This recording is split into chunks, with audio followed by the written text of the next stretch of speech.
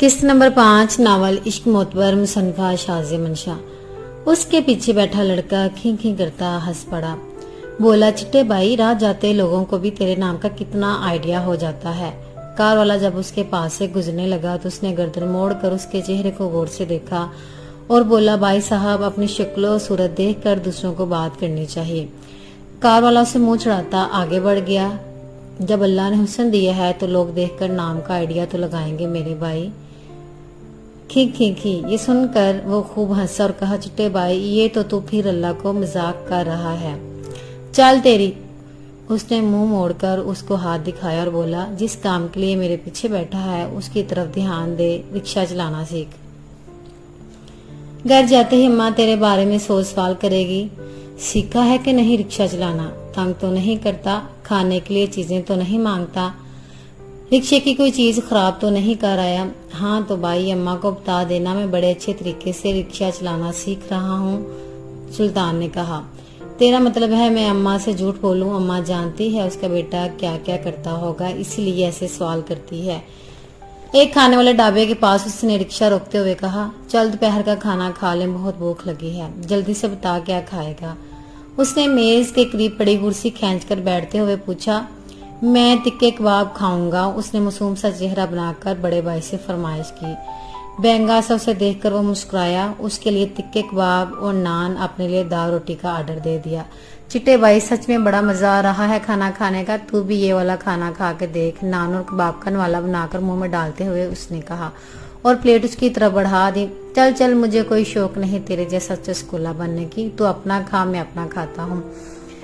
खाने का बिल देने के बाद वो दोबारा सवारियों की तलाश के लिए रिक्शा अड्डे पर पहुंच गया। चिट्टे के रिक्शे के आगे 2 रिक्शे लगे थे। पहले वो दोनों रिक्शों ने सवारियां लेकर जानी थी, फिर इसकी बारी आनी थी। उसका छोटा भाई छलांग लगाकर रिक्शे की अगली सीट पर बैठ गया। चिट्टा भी अगली सीट पर टांगे फैलाए आराम के घर से लेटा था। छोटा भाई, जिसका नाम सुल्तान था, उसके बालों में उंगलियां फेरने लगा, गोया उसके सर की मालिश कर रहा हो, और बोला, वैसे चिट्टे भाई, जब तुम्हें कोई काला कलोटा कह कर बुलाता है तो यकीन मानो मुझे बहुत दुख आता है। दिल करता है उस बंदे का जाके मुंह तोड़ दूं। उस कार वाले को जवाब देकर तुमने खूब अच्छा किया था, मेरा दिल खुश हो गया। सुल्तान ने फखरिया लहजे में कहा। उसने आंखें खोली, अपने भाई को देखा जो बड़े लाड और प्यार से उसके सर की मालिश कर रहा था। प्यार से उसके गालों को छुआ और फिर आंखें मूंद ली। लोगों को क्या पता, तू बस रंग का काला है, दिल का तू बहुत चिट्टा है। तुम्हारा दिल बहुत खूबसूरत है, जिसमें सबके लिए प्यार ही प्यार भरा है। इसीलिए तो हम सब घर वाले प्यार से तुझे चिट्टा कहते हैं। अम्मा की तो तुझ में जान बसती है। सुबह उठकर सबसे पहले तेरा ही तो वो मुंह चूमती है और तुझे ही प्यार करती है। हमें तो सिर्फ नाम का प्यार करती है। सारा प्यार तुम्हारे लिए उसने अपने दिल में संभाल रखा है। वो आंखें बंद की अपने भाई की बातें सुनता रहा और धीमा धीमा मुस्कुराता रहा। सुल्तान के दिल में पता नहीं क्या आया। उसने चिट्टे का हाथ पकड़ा और उसको बोसा दे दिया। देख चिट्टे भाई, तेरे हाथ कितने खूबसूरत हैं, जिनसे तो हम सब के लिए रोजी रोटी कमाता है। पर लोगों का क्या, वो तो सिर्फ तुम्हारे हथेली का पिछला हिस्सा देखते हैं जो काला है। हाथों की हथेली सफेद उनको नजर ही नहीं आती। जो तुझे काला कलोटा कहते हैं वो भी बस तेरा ही चेहरा देखते हैं, उनको तेरा दिल तो नजर ही नहीं आता।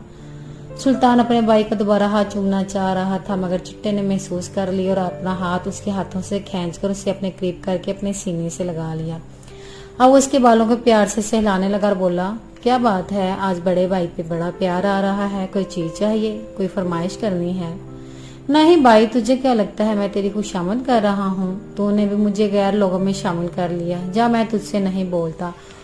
वो इसके सीने से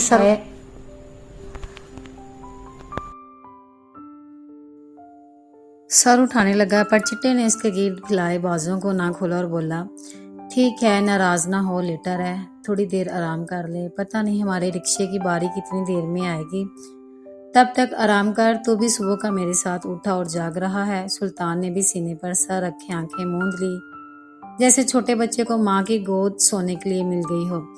दोनों भाई इसी तरह लेटे लेटे नींद की आगोश में चले गए। जारी है। अस्सलाम वालेकुम प्यारे रीडर्स एंड लिसनर्स, ये रही मेरे नावल की 5वीं किस्त। उम्मीद है मेरे नावल की 5वीं किस्त आपको पसंद आएगी। मुझसे नावल पढ़ते हुए अगर कहीं कोई कमी बेशी रह जाए अल्फाज की अदायगी में तो माजरत।